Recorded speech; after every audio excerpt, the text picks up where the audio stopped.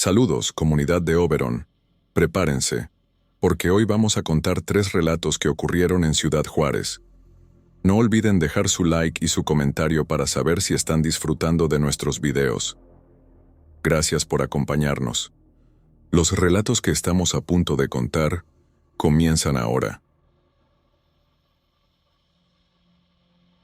Me llamo Aurelia y desde hace más de 10 años vivo sola en esta casa antigua de Ciudad Juárez.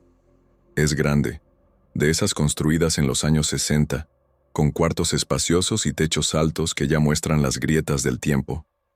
Aquí pasé casi toda mi vida con mi esposo, hasta que se fue de este mundo, y desde entonces me acompaña el silencio, ese silencio que a veces pesa más que cualquier recuerdo. Mis días suelen ser rutinarios. Me levanto temprano, preparo café de olla y me siento en la mesa a revisar el periódico local, aunque ya casi nadie lo compra. Por las tardes, para no sentir tanto la soledad, me conecto a internet desde la computadora vieja de mi sobrino. Ahí paso horas mirando recetas, noticias y hasta videos de gente que narra experiencias raras, aunque casi nunca les creo. Lo hago más por distracción, para sentir que hay voces llenando la casa. A pesar de que trato de mantenerme ocupada, siempre hay algo de vacío en estos pasillos largos, en los muebles pesados de madera, en las paredes llenas de fotos familiares. Cada objeto me recuerda que el tiempo ha pasado y que la mayoría de mis conocidos ya no está cerca, sea porque murieron o porque simplemente desaparecieron de mi vida. Fue durante una de esas tardes tranquilas, cuando buscaba en los armarios viejos papeles que pensaba tirar, que encontré una caja polvosa.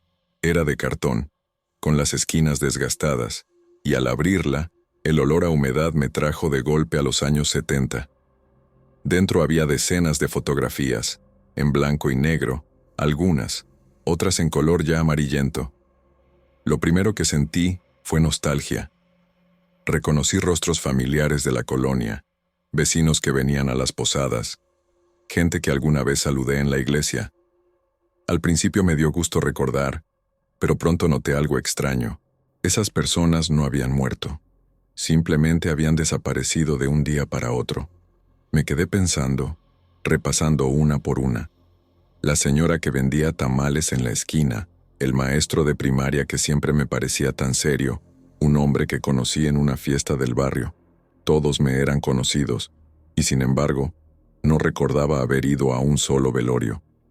No había cruces en la banqueta, ni esquelas en el periódico, ni comentarios de vecinos sobre su fallecimiento.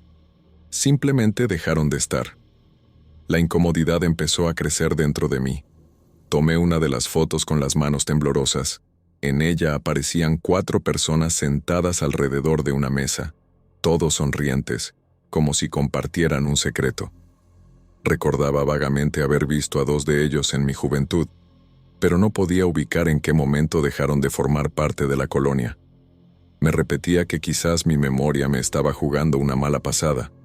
A mi edad, no es raro olvidar cosas. Pero mientras más observaba esas fotos, más evidente se volvía el patrón.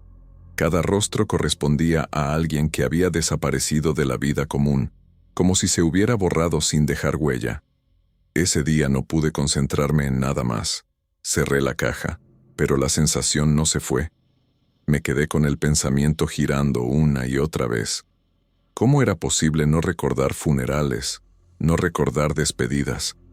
La ausencia de esos detalles era lo que más me inquietaba. En mi barrio, la gente siempre se entera de las muertes. Los velorios son casi un evento comunitario. Y sin embargo, de esas personas, no había registro en mi memoria ni en la memoria de nadie más que pudiera traer a colación. Por la noche, mientras intentaba dormir, el silencio de la casa se volvió más denso de lo normal. Cada crujido de la madera me hacía volver a ver en mi mente los rostros de esas fotos.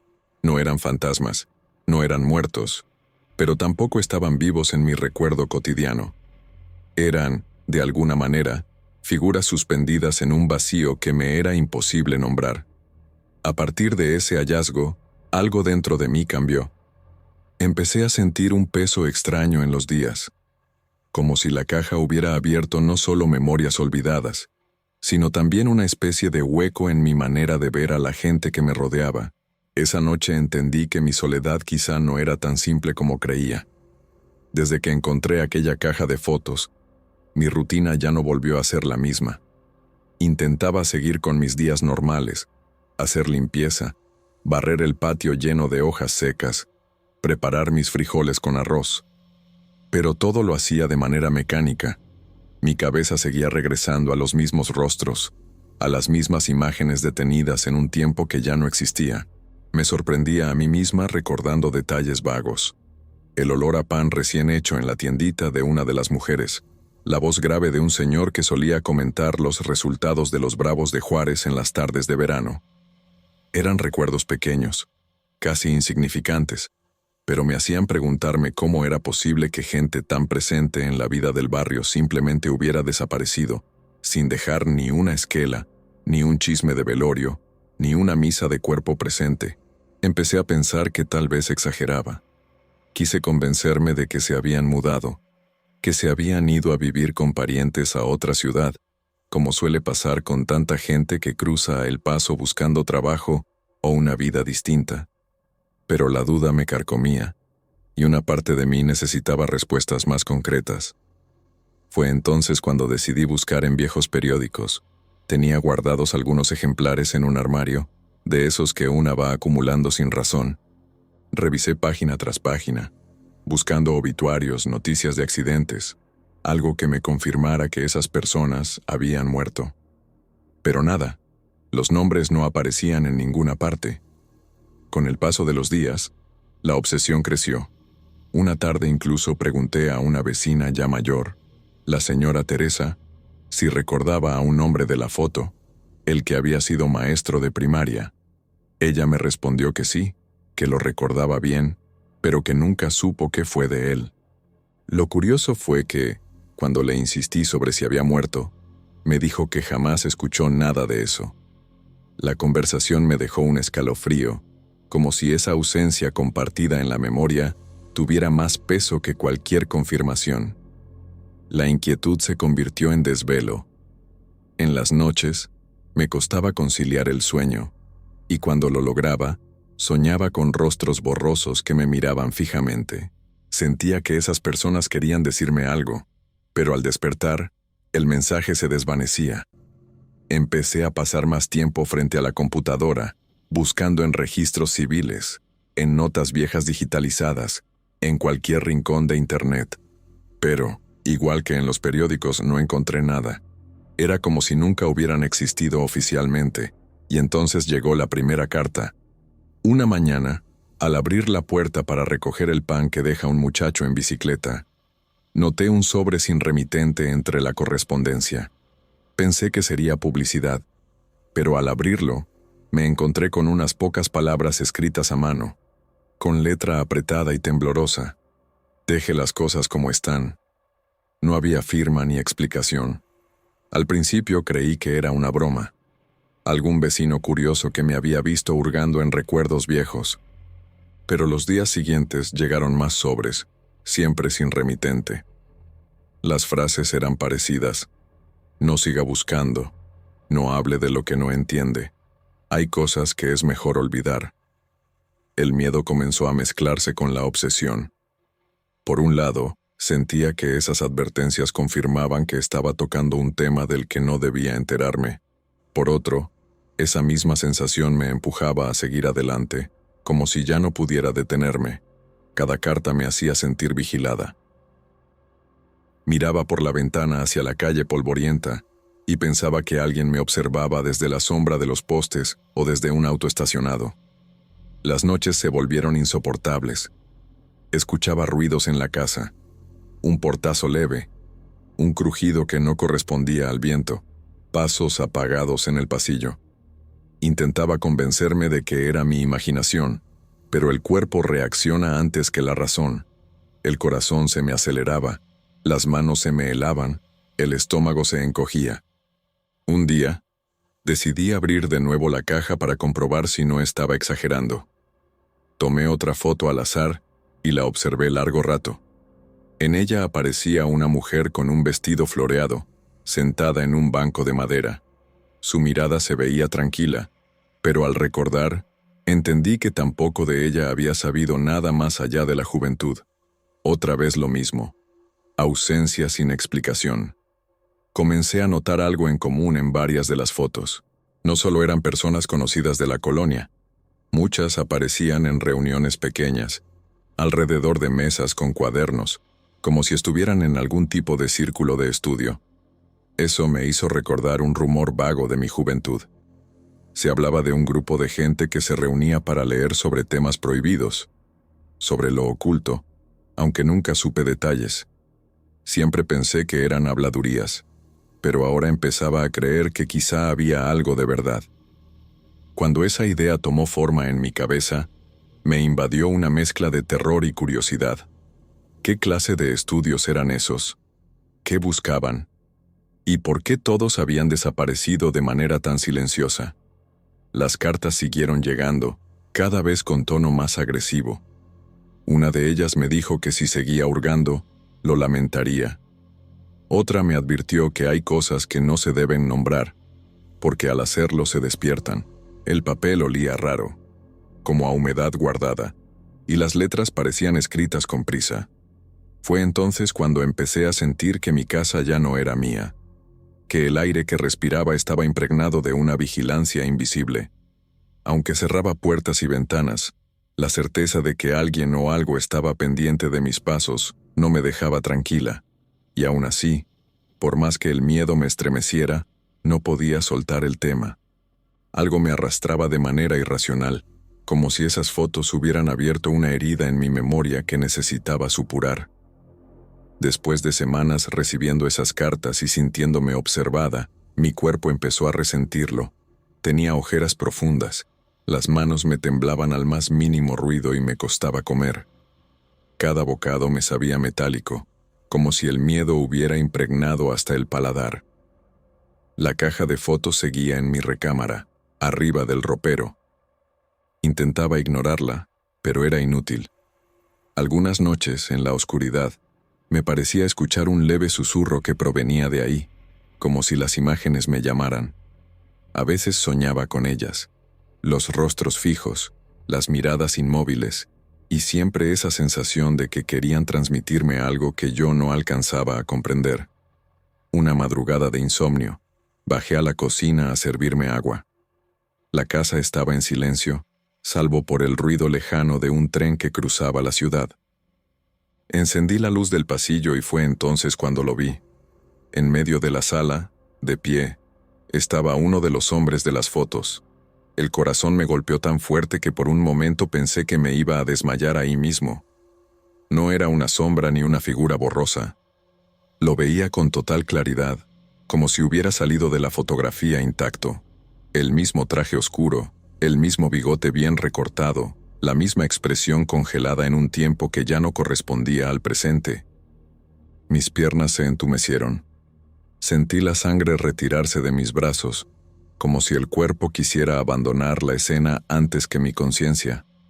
Él no se movía, no respiraba de manera visible, solo me observaba con un brillo extraño en los ojos.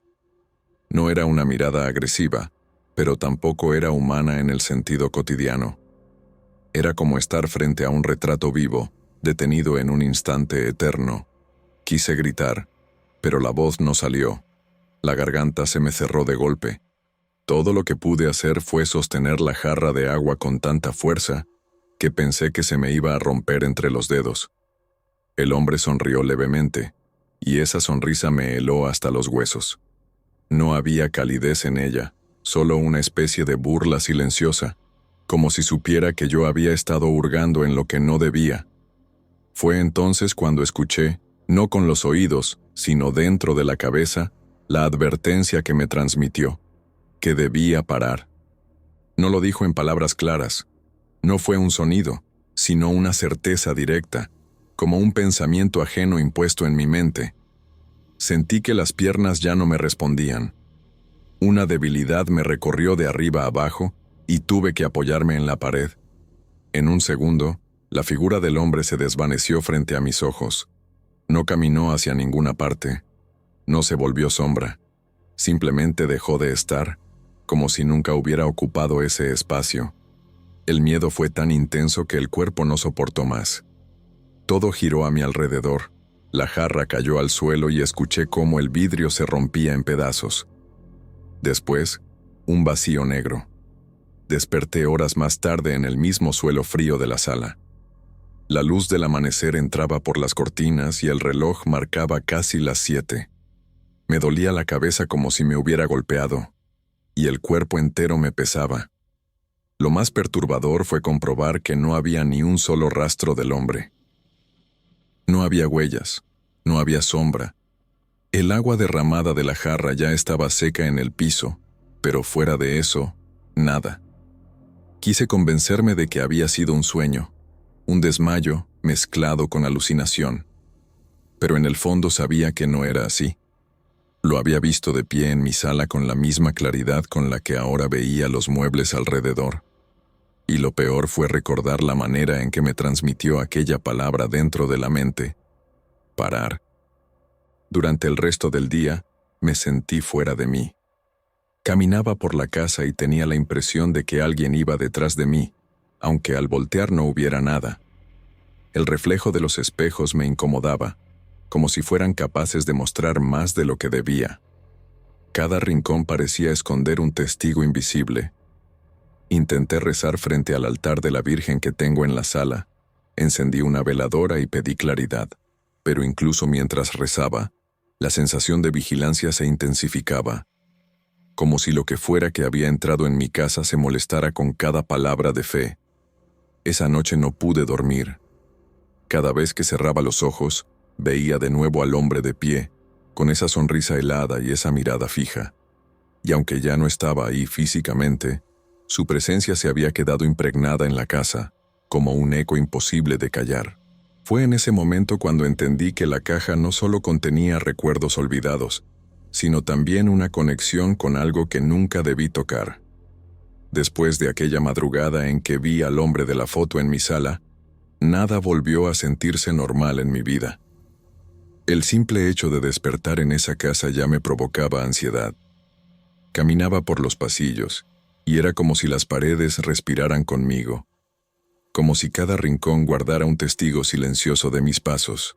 Al principio intenté convencerme de que todo había sido producto del cansancio, de mi mente desgastada por la soledad y la obsesión. Pensaba que quizá la falta de sueño me había jugado una mala pasada, pero la calma nunca volvió. Al contrario, los días siguientes solo confirmaron que lo que había visto era real y que había dejado algo abierto. Las cartas dejaron de llegar, pero su ausencia fue todavía más inquietante. Ya no había advertencias, ya no había papel doblado en mi buzón. Lo que quedó fue una vigilancia muda, una presencia que no necesitaba palabras para hacerse sentir. Cada noche, al acostarme, notaba el colchón hundirse apenas, como si alguien invisible se sentara al borde de la cama. El aire se volvía más pesado, y la piel se me erizaba sin razón. Intentaba distraerme con la rutina, barría, lavaba los trastes, salía al mercado a comprar jitomates y tortillas, saludaba a los vecinos. Pero incluso en la calle me acompañaba la sensación de ser observada. No importaba si estaba en la fila de la carnicería o cruzando la avenida. Siempre tenía la impresión de que unos ojos invisibles me seguían, de que alguien iba a unos pasos detrás de mí. Al girar, nunca había nadie. En la casa, las cosas empezaron a cambiar de lugar. Un día encontré las llaves en la mesa del comedor, aunque recordaba haberlas dejado en la cocina. Otro día, una fotografía familiar apareció en el piso, como si alguien la hubiera arrancado de la pared. El silencio de la casa ya no era un silencio vacío, era un silencio cargado, espeso, como si hubiera alguien respirando conmigo desde lo invisible. Dormir se convirtió en un tormento. Cerraba los ojos y me llegaban imágenes fugaces, los rostros de las fotos mirándome fijamente, sus sonrisas tensas, sus gestos congelados. Me despertaba sudando, con el corazón a punto de salirse. En una de esas noches, juraría que escuché pasos alrededor de mi cama, pasos lentos, que se detenían justo a mi lado. La oración, que siempre había sido mi refugio, dejó de darme consuelo. Encendía veladoras frente a la Virgen, pedía protección, pero la llama temblaba como si alguien soplara desde muy cerca. Incluso llegué a sentir que la fe, en lugar de alejar aquello, lo provocaba, como si esa presencia quisiera demostrarme que no había escapatoria. La paranoia comenzó a enfermarme. Dejé de comer bien, bajé de peso, mis manos temblaban sin control. A veces pensaba que me estaba volviendo loca. Pero entonces veía un detalle que me devolvía la certeza. Una puerta abierta que juraba haber cerrado, una sombra fugaz en el reflejo del vidrio, un susurro apenas audible que no venía de ninguna parte. Lo más duro fue aceptar que ya no estaba sola nunca más. Antes, la soledad era mi compañía constante. Podía sentir tristeza, nostalgia, pero al menos era mi espacio. Ahora, esa soledad se había convertido en un lujo perdido. Cada segundo me sentía vigilada por algo que no podía ver, algo que no pertenecía al mundo cotidiano. Empecé a recordar con más claridad las fotos. Me di cuenta de que todos los rostros compartían un mismo brillo extraño en los ojos, un brillo que yo no había notado al principio. Era como si desde siempre hubieran estado conscientes de algo que yo recién descubría. Y entendí que mi error fue abrir esa caja, romper ese silencio. A veces pienso que esa gente nunca murió porque eligió otro camino, uno que no comprendo, que dejaron de ser parte de este mundo visible para pasar a otro donde las reglas son distintas. Y al mirar sus fotos, al buscar respuestas, yo misma me asomé a esa frontera. Ahora vivo pagando el precio. No sé cuánto tiempo más pueda soportarlo. Me canso de la tensión, de sentirme atrapada en mi propia casa. Pero lo más difícil es saber que aunque me mudara, aunque quemara la caja, aunque intentara olvidar, esto ya está dentro de mí. No es un visitante que pueda echarse, es una vigilancia que se instaló en mi vida. Lo cuento porque necesito sacarlo de mi pecho, aunque sé que pocos me van a creer. Incluso yo dudo a veces de mis recuerdos, pero luego vuelvo a sentir ese aire frío rozándome la piel en plena madrugada, o ese murmullo lejano que no tiene origen, y recuerdo que es real. Desde aquella noche, no volví a estar sola ni un instante. No sé si lo que me acompaña es humano, espíritu o algo que no tiene nombre. Lo único que sé es que no puedo escapar de esos ojos invisibles que ahora me siguen a donde vaya. Y aunque trato de hacer mi vida como cualquier viuda tranquila de Ciudad Juárez, ya no me reconozco en esa mujer. Soy apenas la sombra de alguien que un día abrió una caja y sin querer abrió también la puerta a una vigilancia eterna.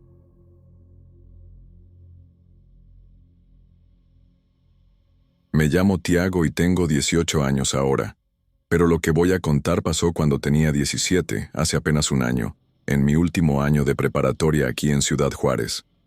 Todavía me cuesta trabajo ordenar bien lo que ocurrió, porque siento que en parte no fue algo que se pueda explicar de manera lógica. Yo no soy alguien que anda creyendo en cosas raras o historias de miedo. Siempre pensé que esas cosas eran puro invento para asustar a la gente. Pero lo que viví me cambió la forma de ver todo, incluso la manera en la que duermo, porque desde entonces no he vuelto a descansar como antes. En ese tiempo yo vivía con mi mamá y mi padrastro en una colonia bastante común, de esas llenas de casas de ladrillo sin pintar y calles que en la noche parecen desiertas aunque haya vecinos por todos lados. Mi mamá trabaja como enfermera en el hospital, con turnos muy pesados, y casi nunca estaba en casa durante las noches. Mi padrastro es chofer de camión urbano, un hombre serio, medio frío, que casi no habla, y cuando lo hace es más para dar órdenes o quejas. Así que la mayoría del tiempo me la pasaba solo, con mi música, la escuela, los videojuegos y mi patineta. Era una vida normal de adolescente, hasta que empezaron los sueños. No sé cómo explicarlo bien. Eran pesadillas, sí, pero no como las que cualquiera tiene de vez en cuando. Estas se repetían. Casi siempre eran iguales. Me veía caminando por los pasillos de la prepa, vacíos, con las luces apagadas, y al fondo sentía una presencia. Nunca la veía claramente, pero era como si hubiera alguien parado en las sombras, mirándome. A veces estaba más cerca, otras más lejos, pero siempre era la misma sensación, un peso en el pecho, como si me costara respirar, y la seguridad de que eso que estaba ahí quería acercarse más. Me despertaba sudando, con el corazón acelerado y siempre era a la misma hora. Alrededor de las 3:30 de la madrugada, revisaba el celular y ahí estaba la hora maldita, marcando casi igual cada vez.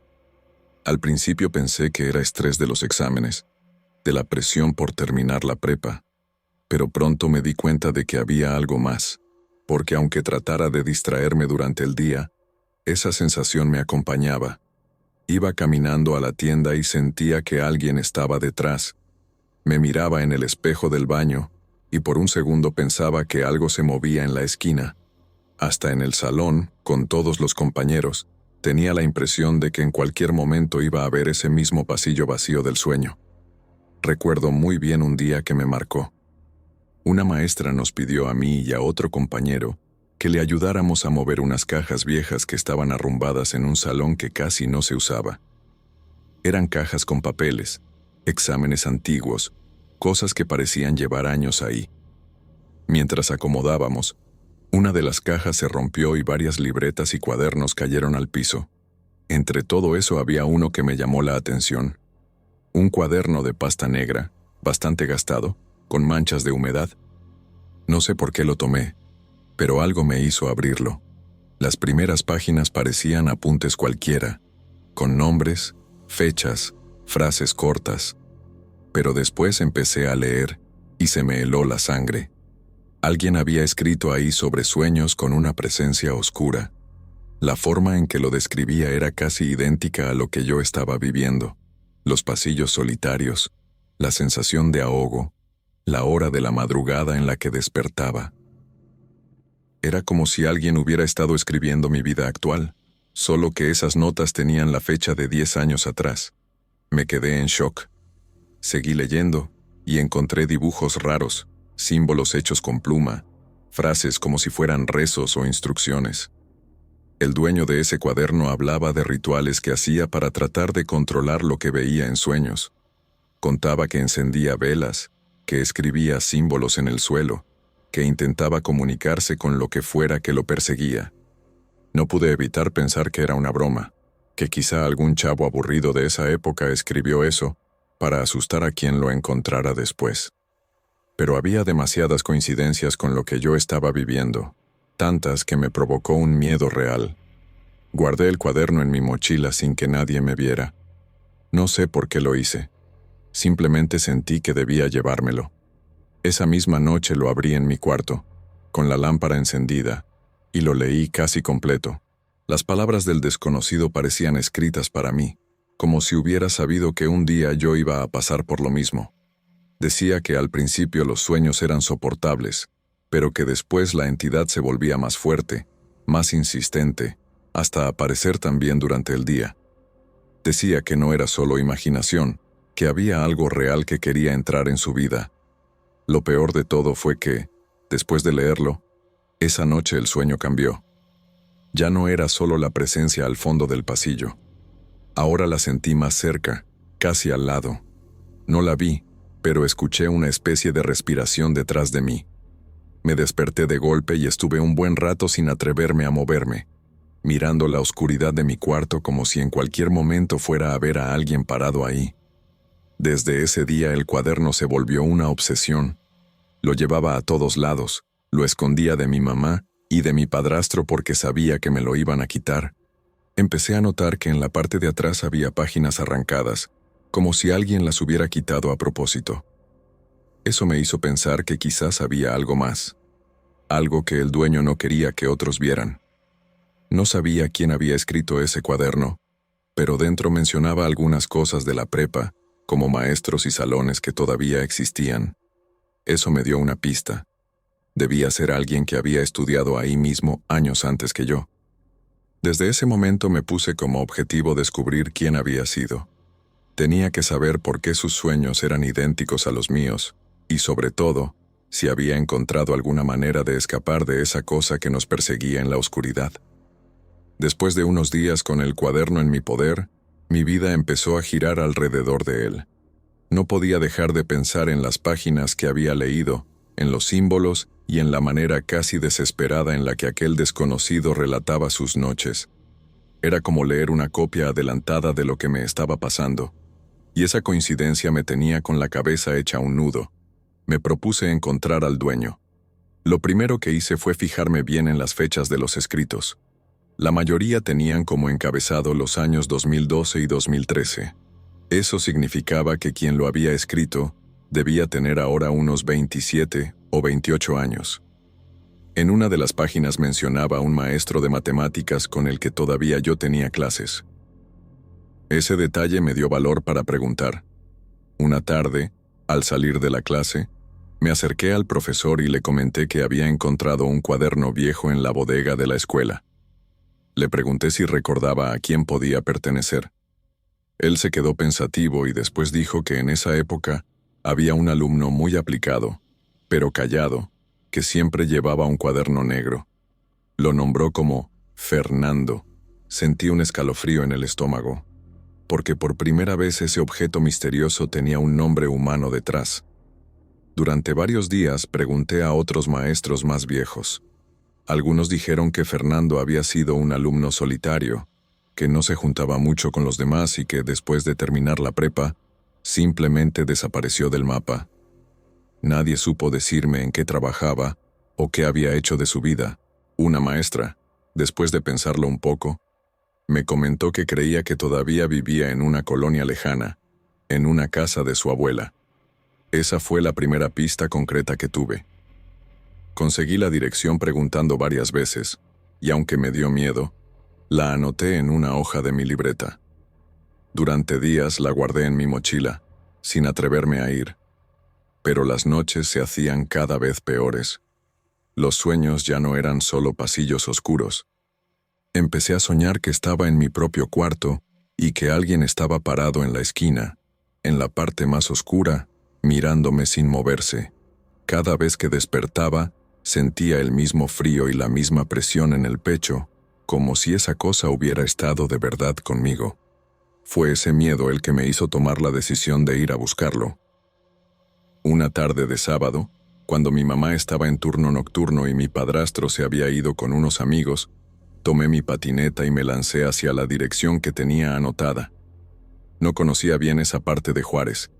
Era una colonia vieja con calles de tierra y perros sueltos por todos lados. Las casas parecían abandonadas, muchas con ventanas tapadas y rejas oxidadas. Después de caminar un rato, encontré la casa que coincidía con la descripción.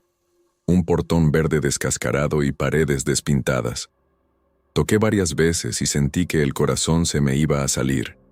Al principio nadie contestó, pero después escuché pasos arrastrados y alguien abrió apenas la puerta. Era un hombre joven, de unos 27 años, delgado, con barba descuidada y ojeras profundas. Tenía la mirada apagada, como si cargara años de no dormir bien. Le dije quién era. Le conté que estudiaba en la misma prepa y que había encontrado un cuaderno que parecía ser suyo. Apenas escuchó la palabra cuaderno, se puso tenso y me preguntó con voz seca si lo había leído. Asentí y le expliqué que lo que estaba escrito ahí era lo mismo que me estaba ocurriendo. Él se quedó en silencio unos segundos. Me miró con una mezcla de enojo y miedo, y después dijo que lo mejor era que olvidara ese cuaderno y que bajo ninguna circunstancia repitiera los ritos que estaban escritos en él. No me dio más explicaciones. Cerró la puerta de golpe, dejándome en la calle con un nudo en la garganta. Regresé a mi casa sintiéndome todavía más confundido. Una parte de mí quería hacerle caso, tirarlo y fingir que nunca lo había visto, pero otra parte, más fuerte, me empujaba a seguir. Pensaba que si él había sobrevivido, si todavía estaba vivo aunque fuera hecho pedazos por dentro, entonces tal vez había respuestas que yo también podía encontrar. Esa noche casi no pude dormir. Tenía la sensación de que con solo haber hablado con él, con haber tocado ese tema, algo se había activado.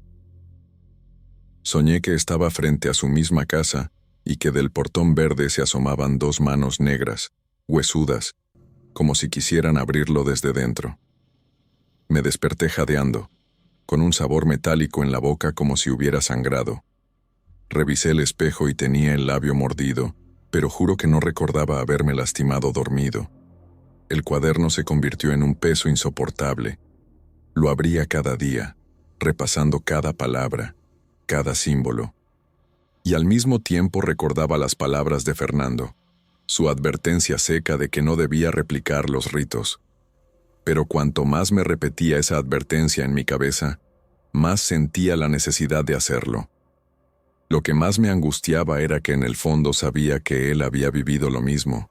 Sus ojos, su aspecto cansado, todo confirmaba que no eran imaginaciones mías. Si alguien más lo había pasado, entonces significaba que no estaba loco. Y si no estaba loco, entonces la cosa que me visitaba en sueños era real, tan real como la ciudad en la que vivía. Después de aquel encuentro con Fernando, mi vida dejó de ser normal. Los días transcurrían con una sensación constante de amenaza, y las noches eran un suplicio. Cada vez que intentaba dormir, sentía que la entidad que había visto en mis sueños estaba más cerca, más tangible. No sé si era real o si mi mente me estaba traicionando, pero el miedo se sentía auténtico, imposible de ignorar. Empecé a notar detalles que antes no me llamaban la atención. La luz de la lámpara en mi cuarto proyectaba sombras que parecían moverse por sí solas. Escuchaba pasos leves en la madrugada, como alguien arrastrando los pies por el piso de mi casa, aunque sabía que estaba solo. Cada crujido de la madera, cada golpe de viento contra las ventanas me hacía saltar del susto. Dormir se volvió una tarea imposible. Me pasaba horas mirando el techo, esperando que la figura apareciera detrás de la puerta o en la esquina más oscura del cuarto. El cuaderno se volvió una obsesión que me consumía.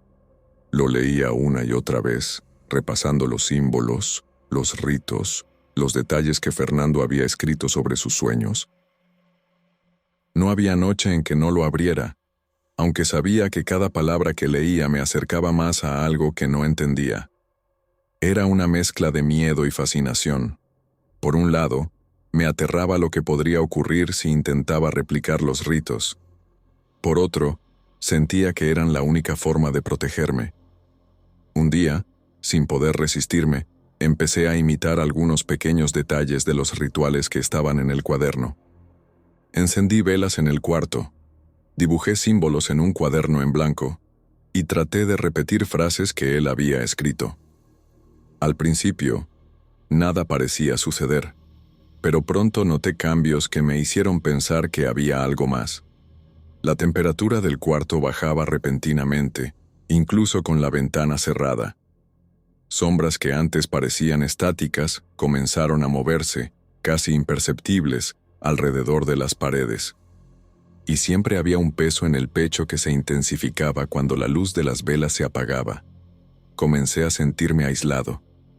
Mis amigos notaban que estaba distante, con ojeras profundas y siempre preocupado. La mamá me preguntaba si estaba enfermo o deprimido, y el padrastro me regañaba por no concentrarme en los estudios. Yo no podía explicar lo que pasaba, y mucho menos contarles del cuaderno y de los sueños. Era como cargar un secreto demasiado pesado, que consumía mi mente día y noche. Los sueños se intensificaron. La entidad que antes estaba al fondo del pasillo, ahora parecía moverse conmigo, siguiendo mis pasos dentro de la prepa, apareciendo cerca de mí en la oscuridad de mi cuarto. A veces, sentía su aliento frío en la nuca, o escuchaba susurros que no podía entender, y me despertaba con la sensación de que algo se había apoyado sobre mi pecho mientras dormía. Empecé a dormir en la sala, con la luz encendida, solo para sentir que había un margen de control sobre la presencia, pero no funcionaba. El miedo me alcanzaba incluso allí. Recuerdo una noche en particular que me marcó. Había encendido varias velas en mi cuarto, tratando de seguir un ritual completo descrito en el cuaderno, y mientras lo hacía, sentí que el aire se volvía pesado, denso, como si respirara alguien más conmigo. La habitación se sentía más pequeña, opresiva, y la sombra parecía tomar forma. No podía verla claramente, pero sabía que estaba ahí. Sentí un terror puro, un pánico que me hizo querer salir corriendo, pero al mismo tiempo no podía dejar de observar lo que estaba ocurriendo. Fue entonces cuando me di cuenta de que algo había cambiado en mí. El miedo y la curiosidad se habían mezclado, creando una necesidad enfermiza de entender, de seguir leyendo, de replicar. Cada noche era un tormento, cada día una espera de la siguiente pesadilla. No sabía si estaba volviéndome loco o si realmente algo estaba acechándome. La sensación de ser observado no desaparecía nunca. Comencé a notar movimientos sutiles en los espejos, en los rincones del cuarto, y un murmullo apenas audible que no lograba descifrar. El cuaderno parecía un imán que atraía la presencia hacia mí, y cuanto más lo leía, más fuerte se sentía esa sombra, más intensa su cercanía. Mi mente estaba dividida entre dos fuerzas, una que me decía que debía dejar el cuaderno, ignorar todo y tratar de volver a dormir en paz, y otra que me empujaba a continuar, a entender, a repetir los rituales a pesar del riesgo. Esa lucha interna me desgastaba, y sentía que cada noche me acercaba un poco más a algo que no tenía vuelta atrás. Ya no era solo un sueño. Sentía que la entidad podía alcanzar algo de mi realidad si no actuaba de manera correcta. En medio de todo eso, comprendí algo terrible. No podía confiar en nadie. Nadie podría entender lo que estaba pasando, y si hablaba con mi mamá o con mis amigos, pensarían que estaba inventando historias o que simplemente estaba loco. La soledad que sentí se volvió física, como un vacío que llenaba mi pecho, mientras la sombra dentro de mí crecía más fuerte cada día. Las semanas siguientes se convirtieron en un ciclo agotador, días en los que apenas podía concentrarme en la escuela, y noches interminables con sueños que me dejaban sin aliento. La entidad estaba más cerca que nunca, y cada vez que cerraba los ojos sentía su presencia. Ya no era algo que aparecía solo en mis sueños. La sombra parecía acompañarme en cada espacio de la casa, incluso durante el día. Era una presión constante, un peso en el pecho que no me dejaba respirar con normalidad. Una noche, después de otra jornada agotadora en la escuela, me quedé en mi cuarto mirando el cuaderno. Sabía lo que debía hacer, aunque una parte de mí gritara que era una locura. Debía intentar un ritual completo, tal como Fernando lo había descrito. No entendía del todo lo que iba a pasar, pero sentí que era mi única opción para detener la pesadilla que se había convertido en mi realidad. Preparé el cuarto con todo detalle. Moví la cama a un lado, encendí varias velas y dibujé los símbolos que había visto en las páginas del cuaderno en el suelo. Cada movimiento me hacía sentir más miedo y más ansiedad, pero al mismo tiempo un extraño alivio. Por fin estaba haciendo algo concreto, algo que me daba la ilusión de control. Mientras colocaba las velas, escuchaba el viento azotar las ventanas y los ladridos de los perros en la calle, pero no podía apartar la vista del espacio donde creía que la sombra aparecería. Comencé a repetir mentalmente las frases y las acciones descritas en el cuaderno. Cada vez que lo hacía, sentía que el aire se volvía más denso, como si alguien respirara a mi alrededor. La temperatura bajó notablemente, y el silencio del barrio se volvió insoportable. Incluso con las velas encendidas, las sombras de las paredes se alargaban y se movían, casi vivas, siguiendo mis gestos. Mi corazón latía con fuerza, y sentí un miedo tan profundo que me hizo cuestionar si iba a sobrevivir a esa noche. Mientras continuaba, sentí algo detrás de mí. No lo vi, pero la presión en mi espalda era tan intensa que me costaba respirar. Intenté concentrarme en el ritual, tratando de no pensar en lo que podría pasar si fallaba. Todo en mí quería salir corriendo, romper las velas, destruir los símbolos, pero no podía. Era como si la sombra me sujetara, obligándome a seguir. De repente, escuché un susurro apenas audible, como un murmullo que no podía comprender, pero que me atravesó el pecho. Cerré los ojos un momento y cuando los abrí, Las velas parpadearon violentamente. Las sombras se agitaron y por un instante tuve la certeza de que algo había surgido de ellas. Algo que se materializaba, aunque no pude distinguir forma ni figura. El miedo me paralizó. No recuerdo exactamente cuánto tiempo estuve así. Todo se mezclaba. El olor de la cera quemada, el frío que me calaba los huesos, los latidos del corazón acelerados, los murmullos que se repetían en mi cabeza. Cuando finalmente las velas se apagaron por completo, me quedé solo en la oscuridad total. Sentí un silencio absoluto, pero también la certeza de que algo había cambiado. Ya no era solo un sueño, ni solo miedo. Había algo que se había acercado demasiado a mí. A la mañana siguiente desperté con las manos temblando y la respiración agitada. Revisé el cuaderno y algunas páginas habían cambiado. Símbolos que no recordaba haber visto antes aparecían en medio de la escritura, y algunas líneas parecían moverse, como si el cuaderno mismo reaccionara a lo que había hecho. La entidad no se había ido, pero algo en la forma en que sentía su presencia había cambiado. Era más silenciosa, más paciente, como si estuviera observando, esperando. Desde ese día, nada volvió a ser igual.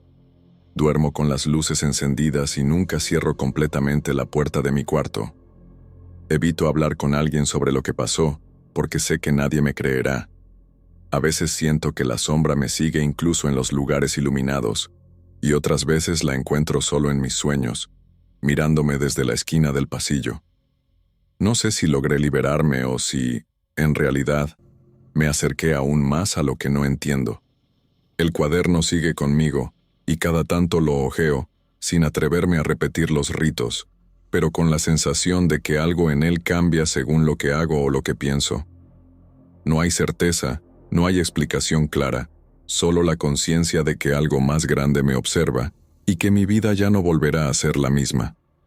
A veces me pregunto si algún día podré dormir en paz, si alguna vez podré cerrar los ojos sin sentir ese peso en el pecho, pero hasta ahora, después de todo lo que pasó, la única certeza que tengo es que la sombra sigue ahí, paciente y silenciosa, esperando el momento en que vuelva a acercarme demasiado. Me llamo Paola, tengo 23 años y trabajo como secretaria en una oficina pequeña en el centro de Ciudad Juárez. Vivo con mis padres, Sergio y Mariana, en una casa modesta pero acogedora en un barrio tranquilo de la ciudad. Mi rutina era sencilla y predecible. Levantarme temprano, preparar café, ayudar a mi mamá con los quehaceres de la casa, caminar hasta el trabajo por calles que ya conocía de memoria y regresar por la tarde para cenar con mi familia. La vida no era emocionante, pero al menos era segura, y eso me daba cierta tranquilidad. Mi oficina no era muy grande, apenas cabían 4 escritorios y una pequeña recepción. Allí conocí a Santiago, un compañero que había empezado hacía un par de meses. Siempre llevaba camisas un poco gastadas, lentes que reflejaban la luz de manera extraña y una sonrisa que no terminaba de encajar con sus gestos. La gente comentaba cosas sobre él, que practicaba ciertas tradiciones antiguas, que le gustaban los rituales y que, a veces, hablaba solo en voz baja mientras escribía notas en un cuaderno viejo. Yo nunca le creí demasiado a los rumores, simplemente lo evitaba lo más posible y me concentraba en mi trabajo. Un lunes por la tarde, mientras organizaba unos archivos en mi escritorio, Santiago se acercó y me entregó un paquete pequeño. Era una caja de cartón decorada con papel viejo y cinta, que parecía haber sido cuidada con esmero. Dentro, había una muñeca de porcelana, vestida con un vestido antiguo, de encaje blanco y lazos rojos. Tenía el pelo negro, peinado con ondas perfectas, y unos ojos azules que parecían seguirme incluso cuando la giraba. Santiago me dijo que pensó que me gustaría tener algo bonito para decorar mi cuarto. Su manera de hablar era tan tranquila que no parecía molestarme, aunque la sensación de incomodidad no me abandonaba del todo. Al principio, traté de sonreír y agradecer el detalle. Dejé la muñeca sobre mi escritorio, intentando ignorar la sensación extraña que me provocaba. No era miedo aún, solo un cosquilleo incómodo en la espalda cada vez que la miraba. Esa noche, en casa, la coloqué en la repisa de mi cuarto. Mientras cenaba con mis padres, comenté que Santiago me había dado un regalo, pero ellos solo sonrieron y dijeron que era lindo, aunque noté que miraron la muñeca con cierta cautela, como si percibieran algo que yo no alcanzaba a entender. Las siguientes noches, algo comenzó a sentirse diferente en mi habitación. No podía explicar bien qué era. Tenía la sensación de que la muñeca estaba mirando cada movimiento que hacía, incluso cuando me acostaba y apagaba la luz. A veces creía escuchar un leve crujido de porcelana o un susurro casi imperceptible, pero siempre intentaba convencerme de que era mi imaginación. Me decía a mí misma que era absurdo, que no había razón para sentir miedo de un objeto inanimado. Mi vida cotidiana no cambió de inmediato. Seguía levantándome temprano, caminando por las mismas calles, saludando a los vendedores en el mercado que me conocían de años. Pero cada vez que entraba a mi cuarto, la sensación de incomodidad aumentaba. Me sorprendía encontrando la muñeca ligeramente girada, aunque recordaba haberla dejado de frente. Mi sueño se volvió más ligero, y a veces despertaba con la sensación de que alguien estaba de pie junto a mi cama, pero al abrir los ojos, solo estaba la muñeca, inmóvil y silenciosa. Al principio lo conté en voz baja a mi mamá, diciendo que me sentía cansada y distraída, pero no mencioné la muñeca directamente. Mi padre, Sergio, me recomendó descansar más y comer bien, y Mariana me abrazaba cada noche antes de dormir, preocupada por mis ojeras y el cansancio constante. Yo intentaba seguir con mi rutina, pero había días en los que el solo hecho de entrar a mi cuarto me provocaba un nudo en el estómago. En el trabajo, Santiago seguía siendo amable, pero su mirada tenía algo que no podía descifrar. A veces me sentía observada mientras revisaba papeles, y otras creía que me sonreía de manera que no lograba comprender del todo. Los comentarios de los compañeros sobre sus supuestas prácticas extrañas se cruzaban con mi sensación de incomodidad, pero todavía no estaba lista para darles crédito. Pasaron unos días y mi insomnio comenzó a notarse. Me despertaba varias veces por noche, con la sensación de que algo se movía cerca de mi cama. El calor seco de Ciudad Juárez hacía que el ambiente fuera aún más opresivo. Las luces amarillentas de la calle entraban por las cortinas y proyectaban sombras extrañas en las paredes. Cada vez me resultaba más difícil diferenciar entre lo que era real y lo que eran imaginaciones de la mente cansada.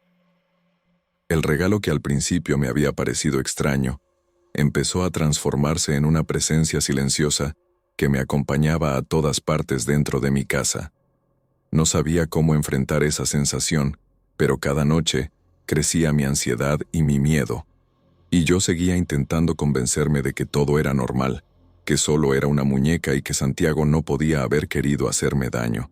Pero algo dentro de mí sabía que la vida que antes era tan tranquila estaba empezando a cambiar, y no por causas naturales. Los días siguientes a la llegada de la muñeca se convirtieron en un laberinto de inquietud y cansancio que no podía explicar. Mi rutina seguía igual en apariencia. Me levantaba temprano, caminaba por las calles conocidas de Ciudad Juárez, saludaba a los vecinos y vendedores que me reconocían de siempre, y llegaba al trabajo para atender llamadas y organizar papeles. Pero dentro de mí, algo había cambiado. Sentía como si una sombra silenciosa me siguiera a todas partes, como si la muñeca hubiera llevado un pedazo de frío a mi vida. Empecé a notar cambios físicos. Mi cuerpo estaba más pesado de lo normal. El cansancio no desaparecía ni con horas extra de sueño, y pequeñas dolencias surgían sin razón. Fiebre baja, mareos y un malestar general que me hacía detenerme en medio de la calle o apoyarme contra una pared para recuperar el aliento. Al principio traté de ignorarlo, convencida de que era estrés o quizá algún virus pasajero, pero la sensación persistía y se intensificaba. Por las noches, la presencia se volvía más evidente. Despertaba con el corazón acelerado, convencida de que alguien estaba de pie junto a mi cama. A veces podía jurar que la muñeca ya no estaba donde la había dejado, aunque al encender la luz seguía allí, con su rostro inexpresivo y sus ojos azules fijos en mí. Cada pequeño movimiento de la casa, el crujir de las tablas del piso, el roce del viento contra las cortinas, parecía adquirir un significado amenazante. La sensación de ser observada se volvía más intensa, y cada noche me costaba más conciliar el sueño. Intenté comentarlo con mis padres de manera sutil. Les dije que me sentía cansada, que los días eran difíciles y que mi cuerpo dolía más de lo normal. Mi mamá me abrazaba y me recordaba que debía comer bien y descansar, y mi papá insistía en que tal vez necesitaba más ejercicio y aire fresco.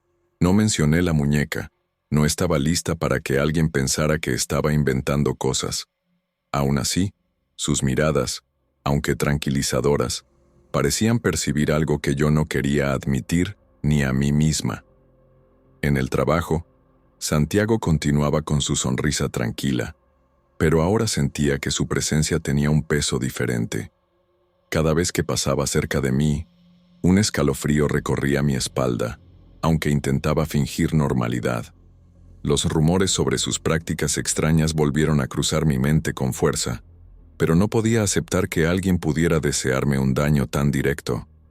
Sin embargo, la coincidencia entre la llegada de la muñeca y mi estado creciente de malestar era difícil de ignorar. Los días se fueron mezclando entre mareos y pequeñas sensaciones de angustia. Al abrir la puerta de mi cuarto por las noches, notaba sombras que no pertenecían a la luz de la lámpara ni a los muebles. Mi respiración se aceleraba y me obligaba a caminar rápido hacia la cama, tapándome hasta la cabeza, esperando que la presencia desapareciera con la oscuridad. Sentía que la muñeca me vigilaba, que algo en su mirada guardaba secretos que yo no podía descifrar. Una tarde, mientras ordenaba algunos papeles en la oficina, un compañero mencionó que Santiago había comprado recientemente objetos muy antiguos y que algunas personas decían que tenían conjuros o hechizos. Sentí un nudo en el estómago. No podía creerlo. Pero la idea de que la muñeca tuviera alguna relación con mi malestar se hizo imposible de ignorar. Sin embargo, intenté racionalizarlo, pensando que mi mente estaba buscando explicaciones donde no las había. Al regresar a casa, mi estado físico se agravó. Mi fiebre aumentó ligeramente y el cansancio era abrumador. Los movimientos de la muñeca parecían cada vez más perceptibles. Sentía que sus ojos me seguían incluso desde la cocina o el baño. El miedo empezaba a mezclarse con la confusión y la desesperación. No sabía si estaba enfermando por causas naturales o si algo más estaba interfiriendo en mi vida. Finalmente, después de semanas de síntomas persistentes y noches sin descanso, mis padres decidieron llevarme a distintos médicos. Consultamos con doctores generales y especialistas, pero los análisis no mostraban nada anormal. La sensación de impotencia y el miedo crecían. Empezaba a sentir que algo invisible me rodeaba, algo que no podía comprender ni controlar. En esos momentos, una mezcla de frustración y terror empezó a apoderarse de mí. No era solo el cansancio o los mareos, sino la certeza silenciosa de que la muñeca había cambiado mi vida de manera irrevocable. Cada movimiento dentro de mi casa, cada sombra en la pared, cada ruido en la noche, adquiría un significado ominoso. Lo que al principio parecía una curiosidad extraña, se estaba transformando en un tormento constante, y yo empezaba a entender que lo que estaba sucediendo no era algo que pudiera explicarse solo con palabras o medicina. El miedo crecía lentamente, pero de manera constante, y con él, la sospecha de que Santiago no había actuado sin razón. Algo en su gesto tranquilo y en su sonrisa contenía un propósito que yo no alcanzaba a comprender. Mientras tanto, la muñeca permanecía en la repisa, inmóvil pero amenazante, como un recordatorio silencioso de que mi vida había cambiado para siempre, y que, de alguna manera, ya no estaba completamente en mis manos. Después de semanas de malestar constante, sentía que mi vida se estaba desmoronando. Mi cuerpo estaba más débil que nunca, y la fiebre y los mareos ya no eran intermitentes, sino parte de mi día a día. Cada vez que caminaba por las calles de Ciudad Juárez, sentía que mis pasos eran más pesados, que la luz del sol parecía agotadora y que cualquier ruido me sobresaltaba. A veces me detenía frente a los escaparates, viendo mi reflejo y notando lo pálido que me veía. El cansancio estaba marcado en cada línea de mi rostro, y mis ojos parecían observar algo que los demás no podían percibir. Las noches eran las peores. La sensación de que alguien estaba junto a mí en la oscuridad se había intensificado hasta un punto que me dejaba sin aliento. Sentía como si la muñeca se moviera cuando yo no la miraba, como si respirara en silencio desde su lugar en la repisa. Escuchaba crujidos que no provenían de la madera ni del viento, y a veces parecía que sus ojos brillaban con un reflejo propio, frío y penetrante. Mi mente luchaba por encontrar explicaciones racionales, pero la evidencia silenciosa de mi miedo me decía que algo estaba muy mal. Mis padres comenzaron a preocuparse de verdad. Notaban cada vez más mi debilidad, los ojos hundidos, la piel pálida y la falta de apetito. Me llevaron a más médicos. Recorrimos clínicas y hospitales, pero nadie encontraba una causa. La frustración y la desesperación crecían dentro de la casa. Mi mamá lloraba en silencio por las noches, mientras mi papá me observaba con esa mezcla de impotencia y preocupación que siempre lo acompañaba. Yo me sentía atrapada. Sabía que algo me estaba enfermando, pero no podía señalarlo directamente.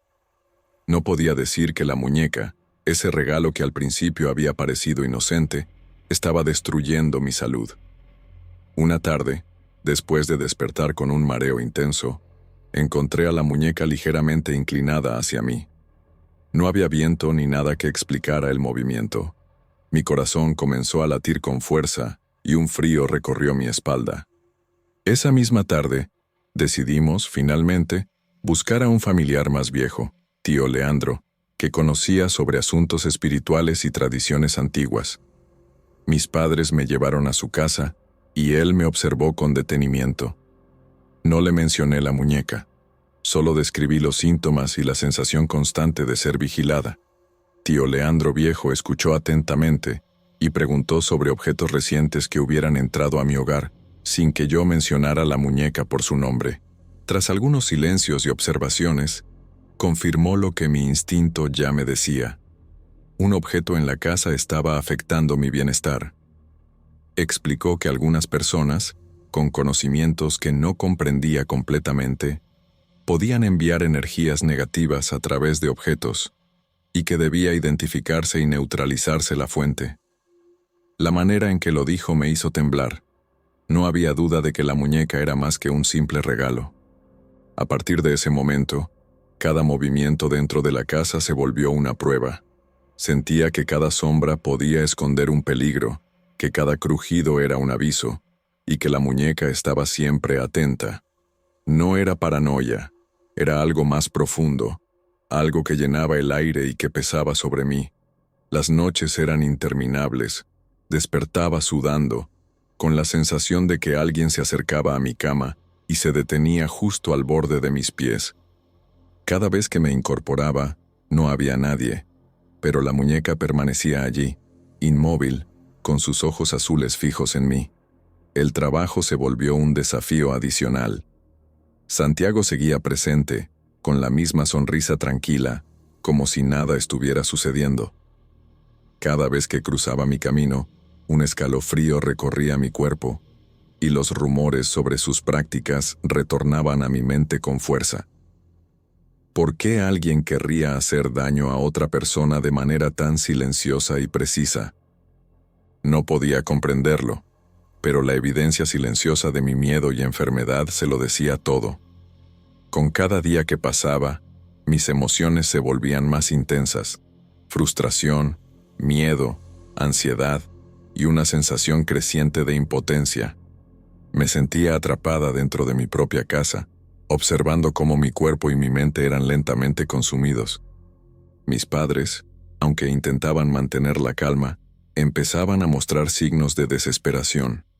Mi mamá me abrazaba con fuerza cada vez que podía, y mi papá se sentaba junto a mí, preocupado, revisando que estuviera bien.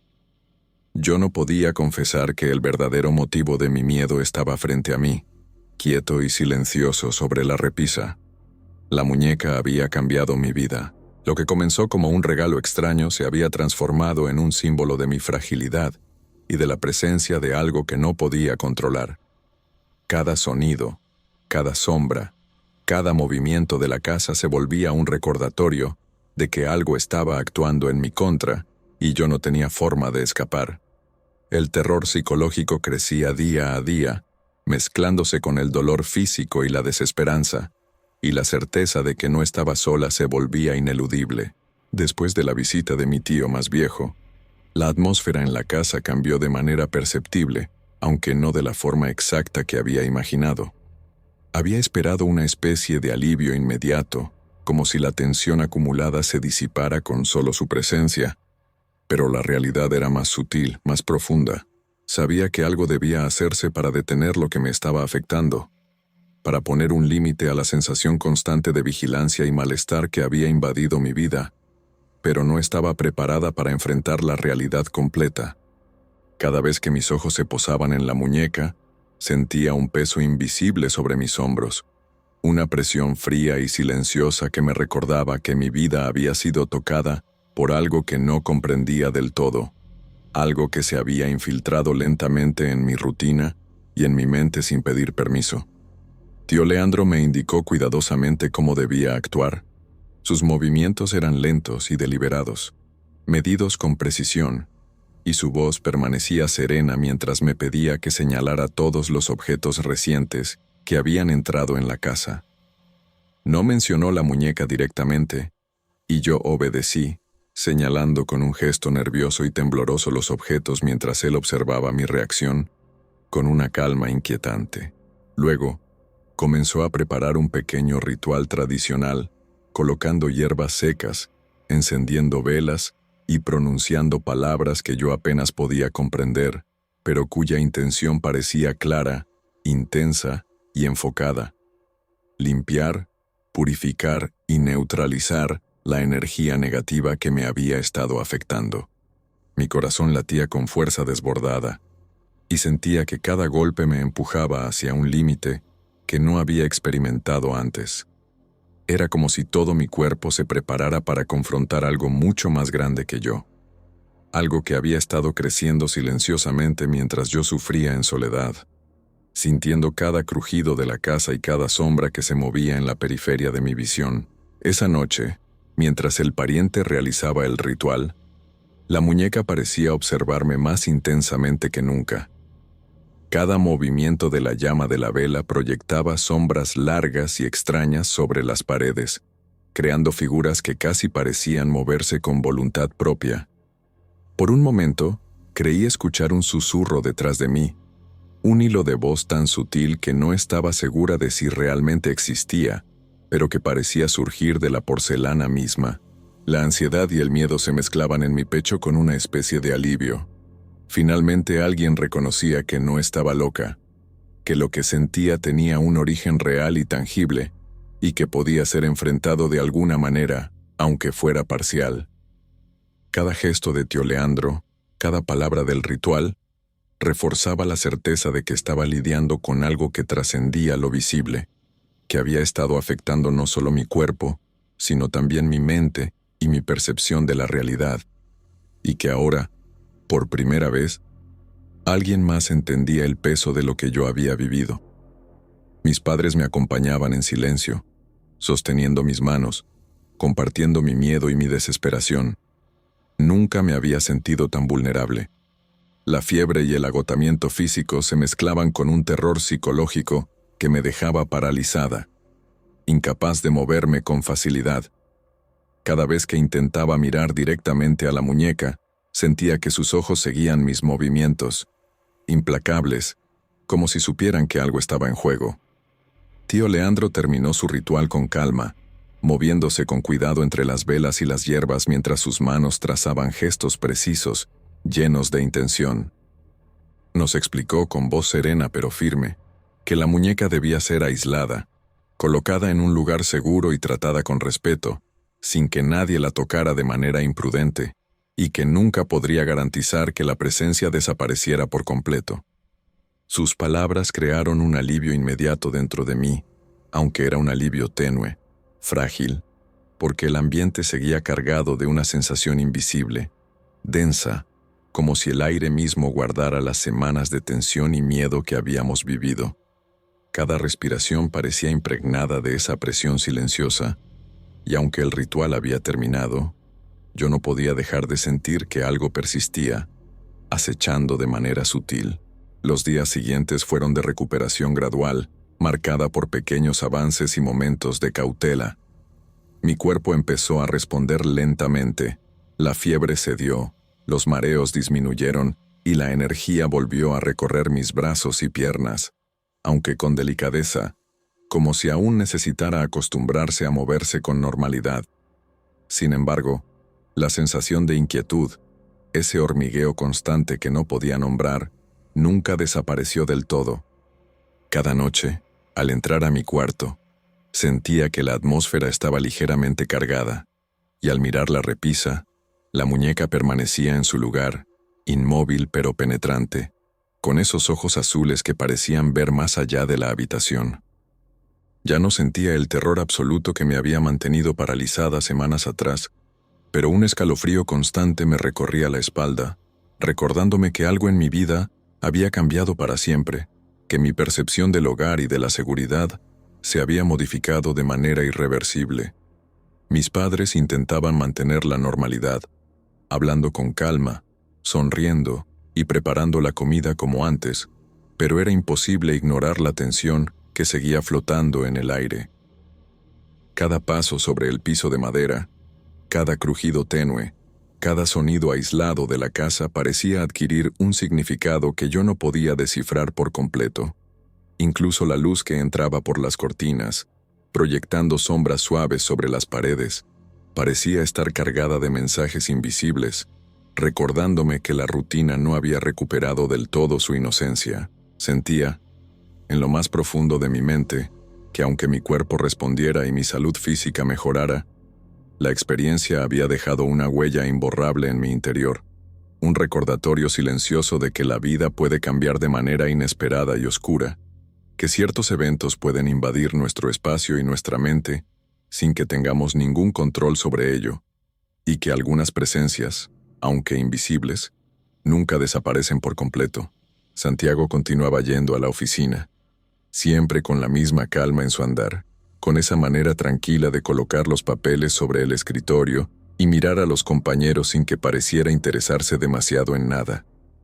Yo ya no sentía la necesidad de mirarlo como antes, de buscar en su rostro alguna señal que me ayudara a entender sus intenciones. Antes, cada gesto suyo me producía una mezcla de curiosidad y desconfianza, y ahora, esas emociones habían sido reemplazadas por una especie de indiferencia tensa, un distanciamiento que me permitía concentrarme en mantenerme a flote día tras día. La duda sobre sus verdaderas intenciones seguía allí, latente en mi mente, pero no me robaba la energía como antes. Había aprendido a canalizar mis pensamientos hacia lo que realmente podía controlar: mi supervivencia y mi recuperación. Lo que había ocurrido con la muñeca me enseñó, de manera silenciosa pero poderosa, que algunos objetos, algunas presencias, pueden ejercer un impacto que trasciende cualquier comprensión racional. Era difícil de aceptar, pero tenía que reconocer que mi mente y mi cuerpo habían respondido a algo que no podía explicar con lógica. No sabía si Santiago lo había hecho con intención, si había querido provocar daño deliberadamente, o si era simplemente el resultado de su práctica espiritual, de algo que él mismo no podía controlar del todo y que se manifestó a través de ese regalo. La ambigüedad permanecía flotando en mi interior, como una sombra que no desaparece, y con ella venía una sensación inquietante de que la historia no había terminado del todo, de que algo seguía latente, invisible pero real, y que yo debía aprender a convivir con esa incertidumbre. Hoy puedo moverme, trabajar y vivir sin que el miedo me paralice de manera absoluta, pero la sensación de vigilancia sigue presente en cada gesto y en cada rincón de mi rutina. Cada vez que paso por la repisa donde la muñeca está guardada, incluso aunque no la mire directamente, siento un recordatorio silencioso, una presencia tenue que me recuerda que algo sigue allí, observando, esperando, invisible pero perceptible, en el aire cargado de la habitación.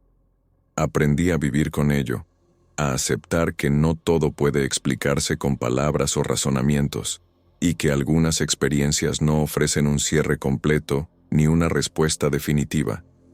La incertidumbre se volvió parte de mi vida diaria, un recordatorio de que algunas cosas existen fuera de nuestro control.